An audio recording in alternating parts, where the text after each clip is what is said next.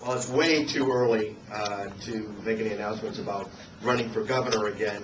I'll let you know that it's very much still on the table. But 3 years is a long time, and it'll be a painful 3 years. But we have to stay in the game, and I will continue to be visible, be a voice, and probably over the next couple of years anyway, I am going to be doing something very exciting. Not in the middle lane of politics, but I am going to be working as the new executive director of the Larry Friedman Center for Entrepreneurship, which I'm going to rename to add self-reliance in entrepreneurship into the organization's name. And it really is going to be something unique, not only to Rhode Island, but to the country. There are many other entrepreneurship centers around the nation and even internationally, but a lot of them don't get it. I'm going to focus on really the founding principles of our country, which our country was born with the concept of freedom, self-reliance, and entrepreneurship innovation. And unfortunately, we've lost that sense of American excellence, and we've got to get it back, because as technological advancements have occurred over the generation, as well as globalization, a lot of the jobs that my father had, that I had, are gone, and they're not coming back. And if you look at the developing nations around this globe of ours, look at what's happened to Japan. A generation ago, Japan was booming. It went from a post-war, basically annihilation, to rebuilding their economy. But you know what the Japanese didn't do? They weren't innovators. They actually were great impersonators. And they took American ideals and American innovations, and they commercialized them faster, better, and cheaper, because they had lower wages. It's happening now in India. It's happening in China. There are very few innovations coming out of India or China. They are rehashing American-born ideas, American-born innovations, and learning to do them with cheaper labor costs and able to do them faster, better, and cheaper. So where are the jobs? Where are the jobs that our young people in college right now, when they have their newly minted diplomas, and they're going to and thinking that they're going to go to corporate America and say, where's my application? I want one of those jobs. They're going to find out that it's going to be very difficult for some time. And what we need to do is rekindle the spirit of entrepreneurship and innovation that built this country. We've got to have a renaissance of that sort of self-reliance and that thought of government's not the answer, that every individual needs to really come alive again. And we have it in our DNA. Americans have it in their DNA. That's what we were based on. That's what this country was based on, and we've lost our way. The jobs of the future are going to come from this generation by, I would have hoped, through an enlightenment that was natural, but we're going to be forced into it, because we need new jobs, we need new innovations, we need new industry.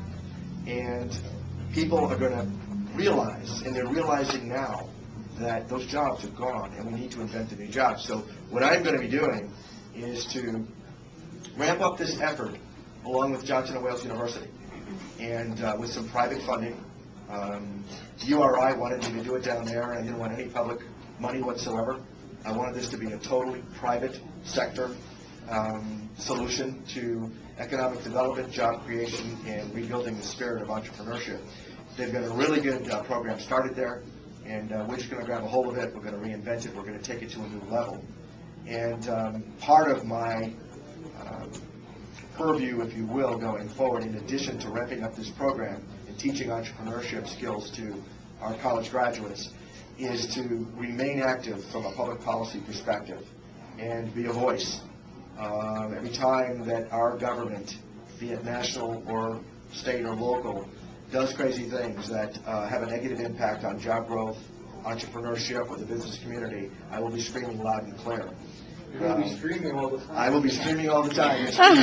Streaming and screaming. So I'm right now in the process of putting some deals together with some of our radio stations, and I'm a little premature to talk about it in any detail, but I may have a television program that will be coming up fairly soon that's going to focus on this topic of self-reliance, entrepreneurship. Another segment of the center is going to focus on social services.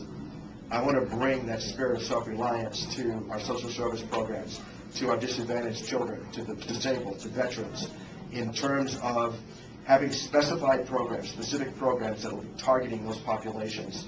I already have some people lined up. They're going to work with me on those groups, and we're going to take dependency out of our social service programs, come hell or high water.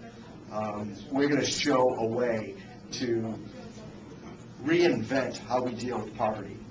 You know, President Johnston declared war on poverty in 1964. We've spent trillions of dollars. And we have more poor people now than we had poor people back then. We've spent so much money. These programs aren't designed right. We have entrapped poor people into a destructive codependency with government programs. These programs don't work. We're going to go after these programs, not in a negative way, but in a positive way, to help reinvent them and put some incentives back into these programs and take away the disincentives or the reasons why people stay in poverty. It's a huge purview that we are going to start focusing on very quickly within the next few weeks. So I'm excited about it.